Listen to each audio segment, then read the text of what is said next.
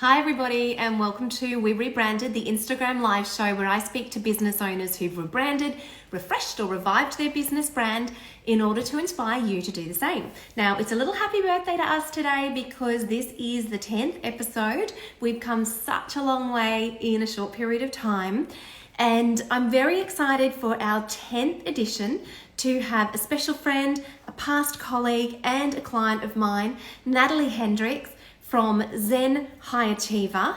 So I'm just going to invite her into the show now.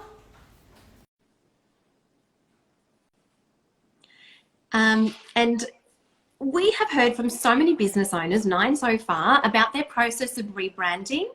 And Natalie, it's fantastic to have you here today. Can you hear me okay? Perfectly, Michelle. Yes, fantastic. Natalie, I was just saying that you are lucky number 10. This is the 10th episode of We Rebranded. Wonderful. Yeah. Such a treat to have a chat with you live and have a little bit of audience in the same time. Yes, it's great. So I'm really interested to explore your rebranding journey with you because so far on the show, we've heard from people about the different highs and lows of their rebranding experience, whether that was their website or their logo, changing their services. But I think the one thing that stayed constant is that focus on the client and who you want to work with and what their needs are, and then framing your business around that. And I know you in particular have a really clear niche, so I think you'll have a really interesting story to share with us today. So do you want to start by just talking a little bit about what Zen High Achiever is and what you do through Zen High Achiever? Of course, yeah. So Zen High Achiever is an executive coaching practice specialized in helping tech leaders to achieve their fulfill their potential both professionally as humans as well. So that's pretty much in a nutshell what we do. So you've got this really interesting blend of having that executive level experience in sort of big professional corporate firms, and then you've got this mindfulness slant as well, and you're bringing both of those together. True. Yeah. So I have very strong, as you mentioned. So I used to work in tech for many years. So my first career, as I like to say, my previous life was in tech. So I worked for over a decade in both in Brazil, where I'm originally from, and here in Australia. So with companies like IBM, Accenture, Ernst & Young. So I have a really good understanding of the challenges of digital leaders in this day and age. In parallel to that, as you know, Michelle, also being a yogi for many years as well, and I have a very solid mindfulness practice. So based on my own experience back in the days where I was consulting, traveling a lot for work, and nearly experienced burnout, I embraced mindfulness very, very seriously, which was was a great tool for me. And then eventually I realized that that was really helpful for people around me who didn't have tools to handle stress, and also to have just better performance at work, more focus, more clarity. Yeah. So you and I have spoken before that a lot of people in tech, those CIO positions, the professionals who are in tech roles, it's very male dominated. How are you finding them? How are they receiving this message about mindfulness and well-being in the workplace? Yeah, surprisingly enough, and unfortunately, it's being received quite well because we have so many organizations now that, and large one, 500 Fortune companies really embrace the mindfulness. So I think maybe 5 years ago, there was this perception around mindfulness being really all around well-being and maybe even perceived as a bit woo-woo. But now there's plenty of science, plenty of evidence showing that mindfulness now is actually it's actually a competitive advantage, because we are so distracted, we are so overloaded with big data, and we are addicted to our devices. So all of those challenges are really having a detrimental impact to not just our well-being, but our performance as well. So companies, especially the forward-thinking companies, the more switched on, they're realizing that actually we need to work on the mindset of our people. Yeah. so we can, be competitive and keep delivering at the pace that we are required to. Yeah. Yeah, it makes good business sense. Mm. Yeah. So let's talk about the rebrand now of Zen High Achiever and what has changed. What was it like before and what have you changed now about the business? Yes. So first of all, I need to say it has been such a pleasure, Michelle, to work with you. I feel so blessed, and Thank very you. honored when, so I'm super, super grateful for your work. And I know I told you this enough times, I guess, but Yes. probably good to reemphasize here in public. So I think the key difference for me now is that I'm way more, funnily enough, I'm walking my talk and I'm way more Mm. focused. So before, I think I was a little bit of everything to everyone. I Yeah. used to do, especially before 2020, I used to do lots of workshops and large corporate programs, mindfulness leadership programs. And now I'm way more focused on one-to-one, working exclusively with senior leaders, emerging senior leaders in tech, which is really my passion because of my background. And very clear about my unique value proposition and my offerings. Yeah. And how have you brought that to life using your website? Well, but I think it's good to talk about the website because it really always started with the website, and I think that some people listening might relate to, because as we grow, as business owners, I don't like to call myself a business owner. I really think like I'm self-employed, really, because I don't have a team. No, it's a one-woman band. But as I grew as a coach, my website was actually behind. In the last 12 months, whenever I had to go into the website, I was like, oh my God, this is so embarrassing, because We've all been there, don't worry. We've all been there. So it really started with the decision to, okay, we need to revamp the website. And as I started to look into the website, I started to have questions around, how about my business model?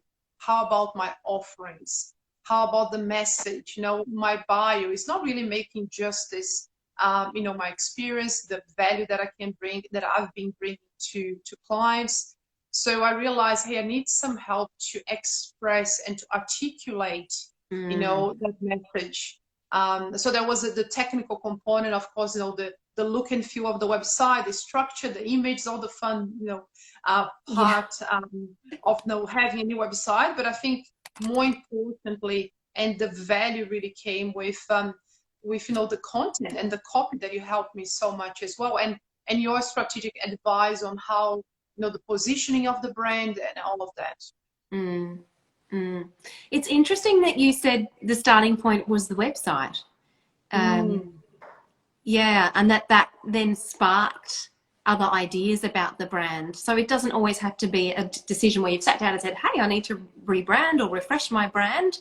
You just start tweaking something else, and then you get the ball rolling on other elements. Yeah, and if I may say as well, Michelle, I think one interesting thing is that at least when I hear rebranded, I think new visual identity. That's the first thing that comes to mind, right? New logo.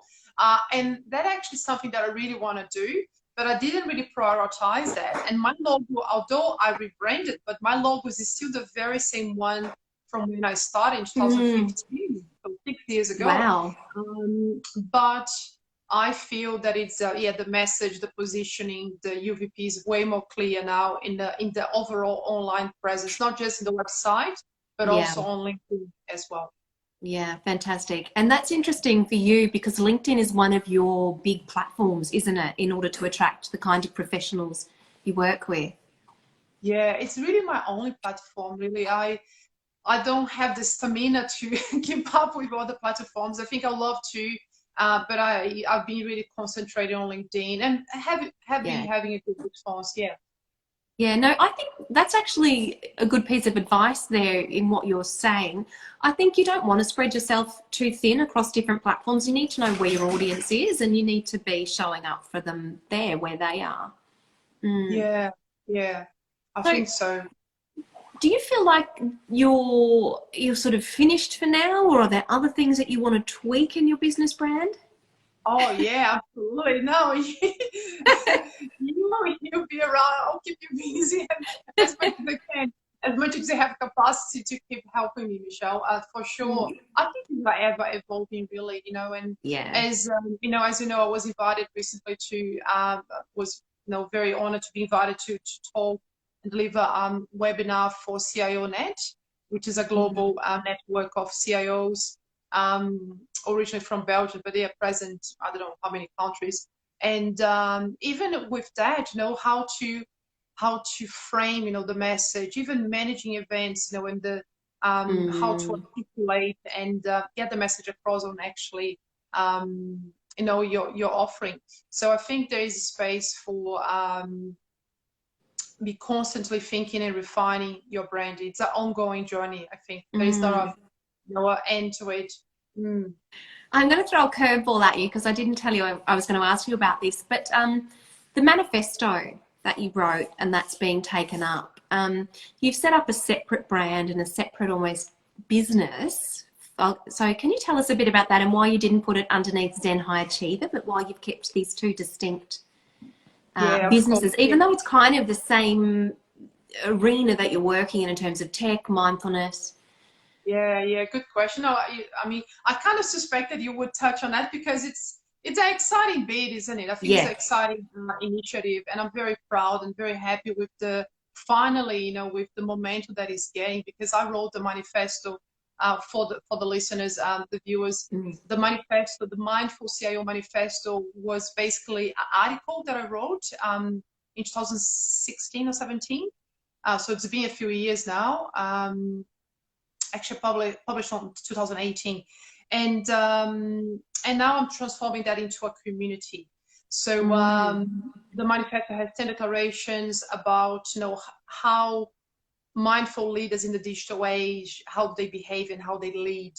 So answering your question, Michelle, I think the reason why I wanted to keep separated, it's because it is a .org, so I don't intend to monetize that initiative, but and it's genuinely something that I feel that I had the duty to do, especially when I had such a good response on LinkedIn from the article. I realized when I published the article, there was so much engagement to the article, and I thought, well, I maybe need to take this conversation offline. And now I'm finally having the chance to do that. I mean, offline, I mean, out of LinkedIn. It's good. So it's not offline. It's you've now got a website and Yeah, it's still online, but it's like not on LinkedIn. It's actually going wider. So I think it is an entity of its own, and how it's going to help me brand-wise. I think, of course, there's a benefit of lifting up, raising my profile, because I'm seen as being a leader, of this initiative. But I don't intend to monetize. So the membership is free. The intention is really to inspire leaders to lead more mindfully, leaders in the tech space, and create a community where they can exchange and discuss, the new way of leading. So it's a separate brand, but I believe that, sooner or later I'll have the benefits of being, leading that space. Yeah. Yeah, because there's such synergy between them, and it's great what you're talking about. You're becoming sort of a leader in this area using that other business. And then so we've got Zen High Achiever, and then the digital CIO. No, the mindful CIO. The mindful CIO. I should have written these down beforehand. They're quite a mouthful. Yeah. Fantastic.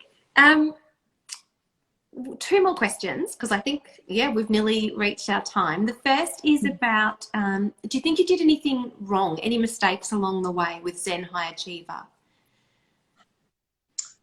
With the business. Or just in terms of the rebrand, the website, would you do something differently next time? Or the first thing that comes to mind, Michelle, I think I would have gone live sooner, maybe I took too long to go live, and I like to quote John Eo. He's the head of TEDx Melbourne. I saw he was interviewed by a friend of mine on the Inspired Evolution podcast, Emirates. A little plug-in for you here. And he said in the interview with Emirates, he said, if you look back at your launch and you are not embarrassed, that means that you took too long. Yeah. And I think such a good, statement, because, yeah, I think I took a little bit too long, but yeah, that's the only thing. But I'm so happy with, how it looks like. I'm very proud, and very happy to send people to have a look at the website, and yeah, very happy. I think that's a really nice note to end on then. So, thanks, Michelle. Yeah, thank you for being my 10th guest on We Rebranded. And this will be going up on Instagram TV, so people can come and watch it afterwards, and I'll do a little summary of what we've talked about. I think you've got some interesting things in there, especially that bit about the difference between your two businesses and the synergies, but why you chose to set up a separate brand for the Mindful CIO. So thank you so much for sharing and for giving up your time. I know you're a very busy lady. We didn't even mention your lecturing and your expertise, and yeah, many strings to your bow. It is. Yeah. Okay. And yeah, thanks for having me. So I cannot recommend people listening and viewing, working with Michelle highly enough. She's a gun. She's so good on what she does. And yeah, if you have the opportunity, if she has time for you, I think you should definitely, definitely should try to book him, at least have a chat. Probably not until August. I'm all booked up, which is fantastic. There you go. Yeah. Thanks for the plug, Natalie. And thanks for coming on today. Okay, my pleasure. Bye, everyone. Bye.